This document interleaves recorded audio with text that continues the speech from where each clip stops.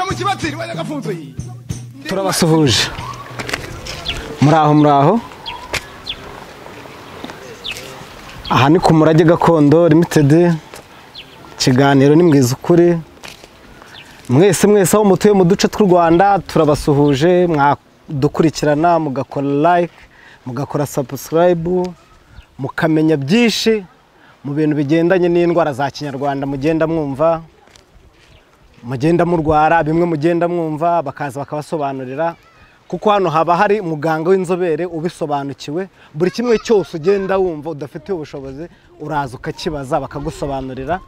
Aribwo nanone twinjiye tuje aho bikorerwa, namwe muri kuhareba, naha muri kuhareba Murage Gakondo Limited, inzobere indwara z'ibice bibiri murareba.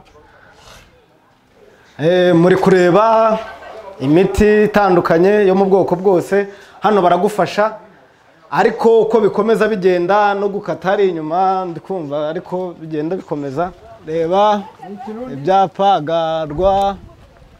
Aga Rwanda Network, murakaza neza mu Murage Gakondo. Aha ni icyumba cya mbere cy'isuzumiro, ubwo uko muri kugenda mubireba. Ibiro aha tugeze ni ibiro by'itorero Umurage Gakondo. Hano naho bafite itorero rirabyina ku munsi mukuru, baraza bagahamiriza. Ubwo ko tugomeza tugenda hari naho uri bugere ukabona ingoma. Tugeze noneho ndani mwenyewe aho bikorerwa. Uri burebe Murage Gakondo Aga Rwanda Network, murakaza neza mu Murage Gakondo. Ubuvuzi gakondo bukozwe neza, umusanzu mu iterambere rirambye. Ubwo muri kubiribona. Ubwo turakomeza tugende, turanyura gutya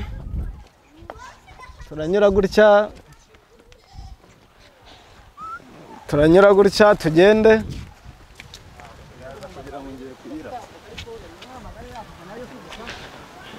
Murareba. Ego murabona ko hano tugeze ni ku Murage Gakondo Limited, dore naha bikorerwa. Uyu mugabo afite ibintu bitandukanye byinshi, wagira ngo harimo n'ikigo cy'amashuri rega. Harimo ibintu bitandukanye. Dore ahatunganyirizwa imiti, muri kuhareba. Aha niho hatunganyirizwa imiti. Ubwo aha niho indwara za karande n'amashitani babirebera. Iki ni icyumba cyabyo, urinjira bakakubwira tugakomeza.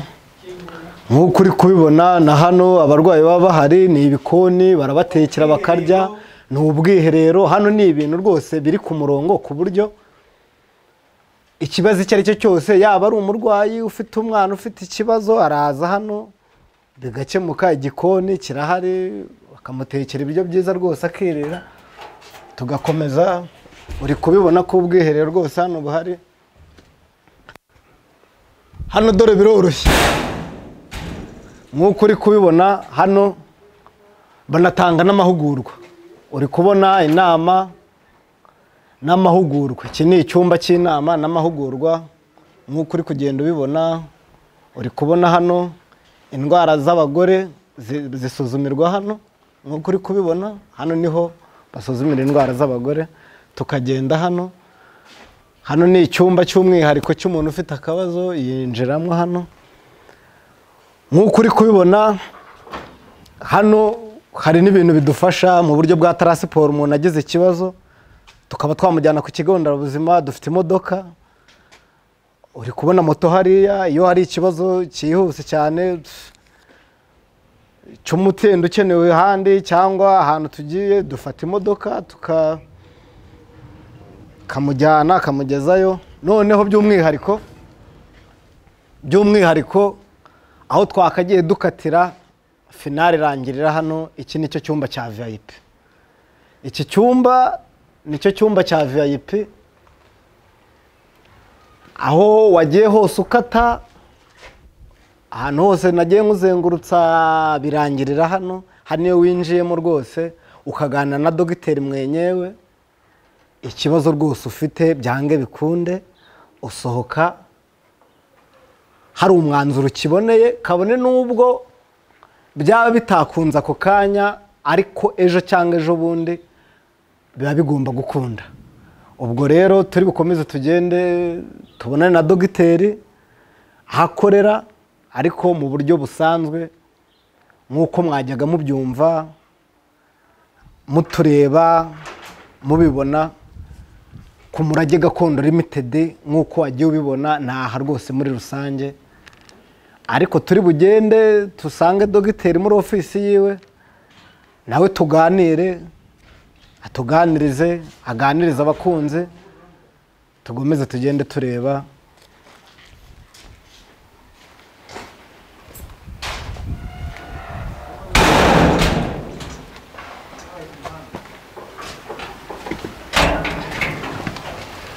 Ubwo rero nk'uko wagiye ubibona ahantu twagiye tugenda hagiye hatandukanye. Ubu rero tugeze hahandi nakubwiraga, muri cya cyumba cya nyir'ubwite, muri cya cyumba cya dogiteri, hahandi yakirira abavandimwe bagenda bamugana kugira ngo agende abafasha mu buryo bugiye butandukanye bitewe n'umuvandimwe uje agira ngo amufashe. Ubwo rero iki cyumba tugezemo ni icya dogiteri mwenyewe Nzamurambaho, dogiteri ukorera hano mu Murage Gakondo. Dore nguyu turicaranye turi kumwe. Ubwo ibindi mu buryo butandukanye ari bufate umwanya abasobanurire, ababwire buri kimwe cyose, buri cyifuzo buri wese afite amusobanurire. Umwanya n'uwiwe ababwire.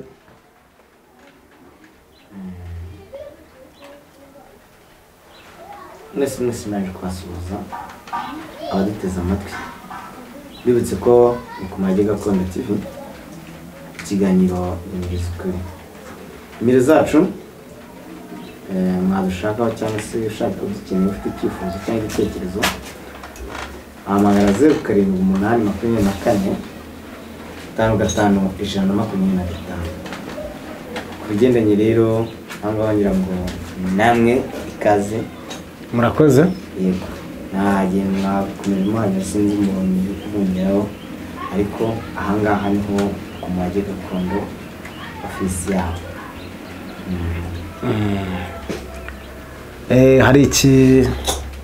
Hari icyo twababaza. Ikintu twababaza, twafashe urugendo rurerure turaza, ariko twazanywe n'ikintu kigira giti tugere kuri tele turebe, tuganire namwe, mutubwire, mubwire n'abanyarwanda bagenda bakurikirana, mubwire abanyarwanda bagenda bagira ibibazo, ari byo tugira ngo tubabaze koko ikintu kizatuma umuntu ava i Rusizi aze mu Bugesera ku Murage Gakondo, avuga ngo mvuye i Rusizi, ave ku Gisenyi avuga ngo aje hano. Ese ikimuzanye arakibonera umuti? Ubundi muri rusange, muri make, hano Umurage Gakondo, ukivuga Umurage Gakondo umunyarwanda yumva iki? Umuntu uri kudukurikira aka kanya aduhanze amaso ariko twumva yumva iki ukivuga iryo jambo Umurage Gakondo? Aha hantu twagiye dutambagira ko twagiye tubonamo ibintu bigiye bitandukanye. Hamwe hari naho nageze ngira ngo harimo ikigo cy'amashuri, hari naho nageze ngira ngo harimo ibitaro nka gutya tuvuga nk'uko avuga ADPR. Bite Umurage Gakondo ni iki? Banza usobanura icyo kintu turi bwinjiremo, turebe ziriya ndwara twagiye tubona ziri mu byiciro bibiri, usobanura icyiciro cya mbere, usobanura icyiciro cya kabiri, ku buryo nyine umuntu tureba aka kanya ukureba icyo kintu kiri bumuzane, icyo kintu yaburiye ahandi hantu agisange mu Murage Gakondo. Udufashe rwose usobanurire. Umurage Gakondo rero nakunze ni ikigo gishinzwe ubuvuzi gakondo, tukaba dukorera hano mu karere ka Bugesera mu murenge wa Gashora mu kagari ka Rama. Aha niho icyiciro gikuru kiri, tugiye dufite ayandi mashami hirya no hino, ariko icyiciro gikuru kiri hano mu Bugesera. Ubwo rero ku bigendanye n'indwara n'ibyiciro bibiri ntabwo nababwiye. Hari icyiciro cy'indwara zigendanye n'inyama zo mu nda no ku ruhu, ikindi cyiciro kigendanye n'amarozi n'amashitani. Aho rero ni ukuvuga ngo uraza ukareba igika cya mbere, ese urajya mu kihe, ese ndabaza ikihe, ese ndisuzumisha mu kihe. Ubwo ugomba kuza umenye ko mbese ufite icyiciro kimwe muri byo uri bwisuzumishemo, naho uvuga ati ndakufasha ahangaha. Nabonye ngewe birukiye ndi mu rwego rw'icyiciro cya mbere cyangwa se ndi mu cyiciro cya kabiri. Ntabwo gusuzuma byose biba biri bikorerwa hamwe. Muri rusange uri kuvuga ko bitewe n'uburyo umuntu uje ukugana aje akubwira ati jyewe ufite ikibazo kigendanye n'icyo kintu ugarukiyeho cy'amarozi. Amarozi murayavura hano cyane rwose.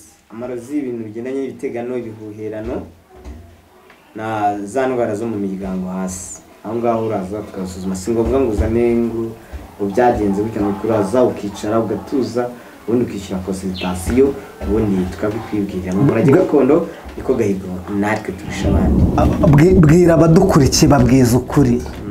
Uri kuvuga ngo hano uvura amarozi, kwa kundi umuntu anyura ku muhanda akabona umuntu w'umugabo cyangwa w'umubyeyi yiyambuye ubusa, ubu bwitwa buri, uwo muntu ashobora kuza kugana wowe ubushobozi ufite ukamuvura agakira, akongera akaba wa muntu unyuraho akongera agasubira na cya cyubahiro. Cyane rwose aho mu murage gakondo turakemura. Upfa kuba wabuze ati ufite umurwayi wanjye, uraza kandi ukamukurikirana ugasuzumisha ikindi kintu. Si na ngombwa ngo uze umuzanye, ushobora kuza ukabanza ukumusuzumisha adahari, ubundi mu gihe tumaze kubona ko indwara na gutera yabyo iri kuvurwa, ubundi tukakubwira ati imiti irahari cyangwa se aho hantu ngo adahari hasobanure gute? Wavura umuntu adahari gute? Hari ikintu uvuze ngo sobanurira abantu. Hari uburyo uvuze ngo ngashobora kuza agasuzumisha umuntu adahari, bisobanure. Umuntu yaba ari i Kigali, umuntu akaza akamusuzumisha, urwaye ari i Kigali akaza akamusuzumisha hano. Ibyo bintu bibaho? Kuko hano mu murage gakondo ntabwo dukoresha bino bikoresho byo kwa muganga. Ntabwo ari amaraso nibura ngo tuvuge ngo keretse tubona amaraso ye, cyangwa ngo ni inkari ze uri butuzanire, ahubwo gusa utuzanira ibyo tuba tugusabye bigendanye n'uko umurwayi atubwira ati yitwa gutya. Nta kindi rero ni uburyo bw'impano, ntabwo biba bivuze ngo umurwayi ngo muzane. Kuko hano twebwe ntabwo tujya tugira ikintu cyo gufata amaraso cyangwa se gupima ibizamini by'inkari. Hano mu murage gakondo ntabwo ibyo bizamini tubikoresha wabitanga kwa muganga, ariko twebweho tugusuzuma mu buryo bwa gakondo nyir'izina. Isa rero ganisha aho hantu uvuga ngo ubwo buryo adahari, umurwayi adahari, ubikora ute? Ubwo buryo nyine utari kuvuga uhuza no kwa muganga, ni ubuhe buryo? Bibwira umuntu ku buryo ari buve hahandi namye nkubwira ashobora kuva ikirehe aka kanya igihugu cyose kiri kutureba, n'abantu bo hanze y'igihugu bari kutureba. Bwira umuntu utuye muri Amerika ikintu kizatuma atega indege aze mu Rwanda, aze mu karere ka Bugesera, agere mu murenge wa Gashora, aze mu kagari ka Ramiro nk'uko watubwiye, mu mudugudu wa Karuseni ya kabiri nk'uko wabivuze, aza kurebe, aze yivuze. Mumubwira icyo kintu uri kuvuga udahuza no kwa muganga kivuge. Urumva kwa muganga ho baba bakoresha ibyuma kabuhariwe, bagafata amaraso, bagafata amasarani, bagashobora kukubwira ngo ibizamini ni ibi. Twebwe rero mu buryo bwa gakondo dukoresha uburyo bwa Kinyarwanda, ku buryo ibyo nakwita nk'abakurambere cyangwa se icyo kintu uri kuvuga abakurambere, niyo mpamvu narivuze ngo abakurambere ariko se gatoya ariko n'abavandimwe baba badukurikiye bafashe barebe, twageze noneho amahirwe turakwiboneye. Icyo kintu abakurambere, sobanurira abantu abakurambere, yenda urugero mwanjye ndi kukubaza abakurambere uburyo mbifata abakurambere nka bano bantu ba Aburahamu twumva muri Bibiliya, kuko hari n'imirongo iba yanditse ngo abakurambere bacu. Icyo kintu ni Bibiliya uzana ugakoresha ukajya usoma ijambo ry'Imana, hahandi harimo ngo abakurambere bacu ba Aburahamu, ba Dawidi,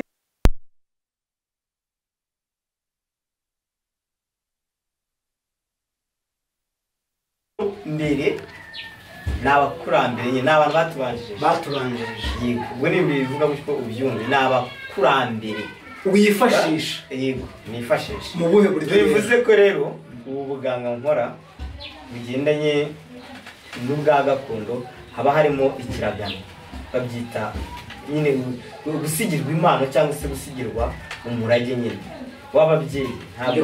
Ntabwo ari mu mashuri, ntabwo ari uwahehe hano, ni uw'abakurambere bandi. Ntabwo rero jyewe nzakubwira ngo mfite abakurambere ba Aburahamu ngo ba Isaka ngo na ba Rusi. Ntabwo ari abakurambere banjye, bafite abo babereye abakurambere babo. Rero nizera abakurambere mwebwe mudukurikiye muri kumva, muri kubona nyir'ubwite uko ari kubisobanura.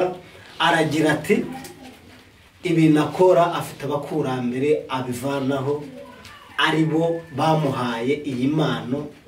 Iki kintu gituma umuntu ashobora kuva icyangugu, gituma umuntu ashobora kuva mu gihugu cy'amahanga akaza kumureba, ari gukoresha uwo mukurambere kugira ngo amuvure iyo ndwara.